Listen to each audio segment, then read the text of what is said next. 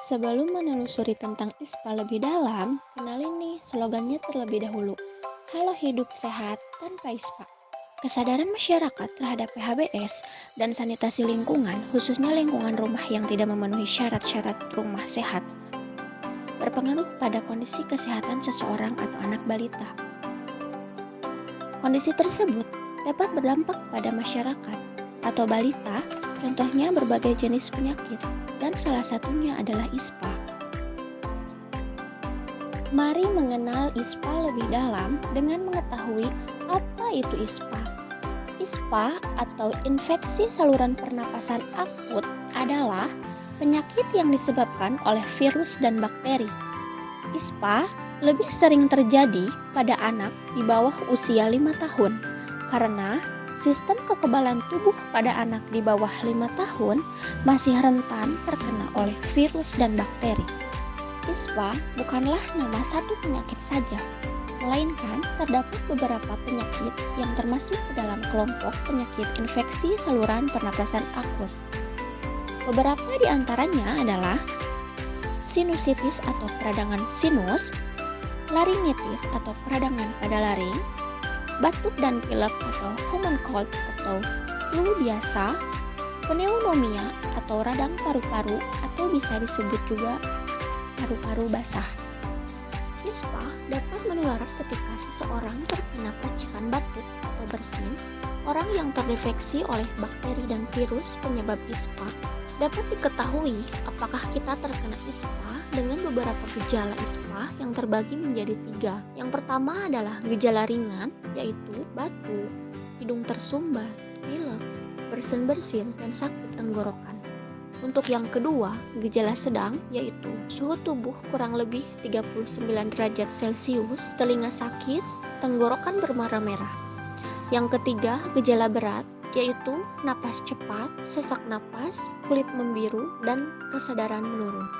ISPA yang tidak segera mendapatkan pengobatan berpotensi menyebabkan pneumonia, kehabisan oksigen, dan hingga kematian. Selain faktor dari atas, ada lagi faktor resiko yang menyebabkan ISPA, yaitu yang pertama, tingkat kepadatan rumah akan meningkatkan risiko keparan asap dan tingginya penularan penyakit. Yang kedua, kurang gizi akan menurunkan imunitas atau kekebalan tubuh dan dapat menimbulkan risiko penyebaran penyakit.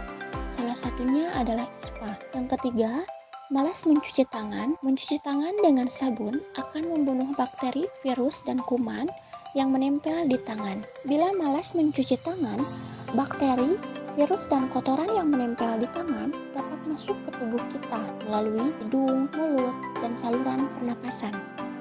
Yang keempat, antibiotik yang tidak dihabiskan. Jika kita sakit, antibiotik yang sudah pernah kita beri tidak akan memberikan pengaruh kepada tubuh kita.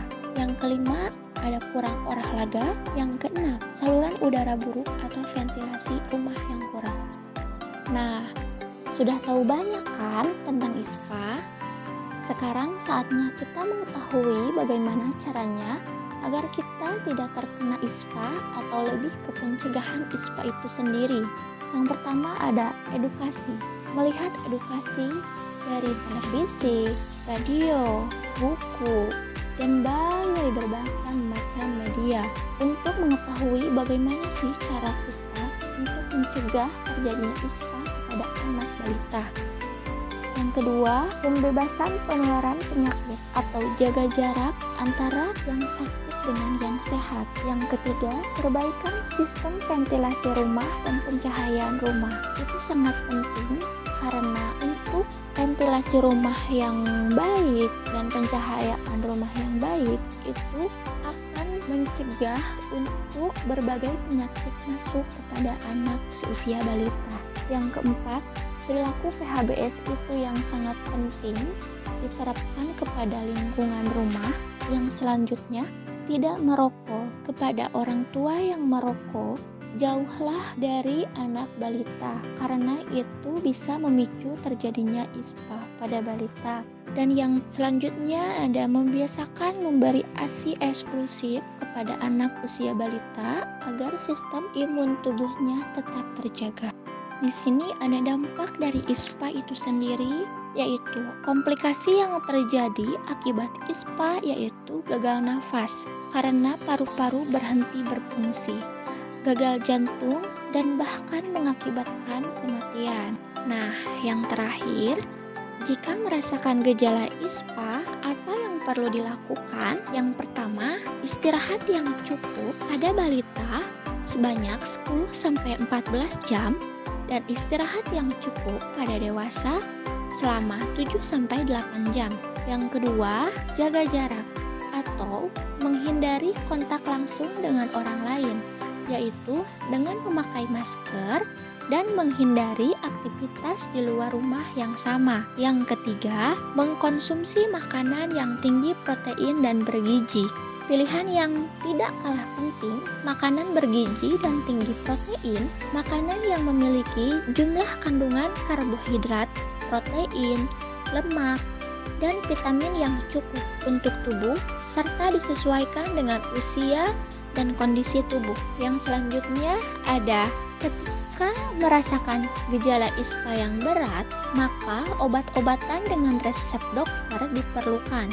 Lalu, jika merasakan puncak gejala ISPA yaitu sesak napas, maka bantuan oksigen sesuai dengan indikasi sangat diperlukan untuk melancarkan pernapasan. Dan yang terakhir, jika semakin parah, segera bawalah ke pelayanan kesehatan terdekat. Nah, sekarang sudah semakin kenal kan dengan ISPA? Pastinya kita semua tidak mau terkena ISPA. Maka dari itu, ayo mulai saat ini lakukan upaya pencegahan ISPA. Dan jangan lupa pada slogannya, yaitu Halo Hidup Sehat Tanpa ISPA.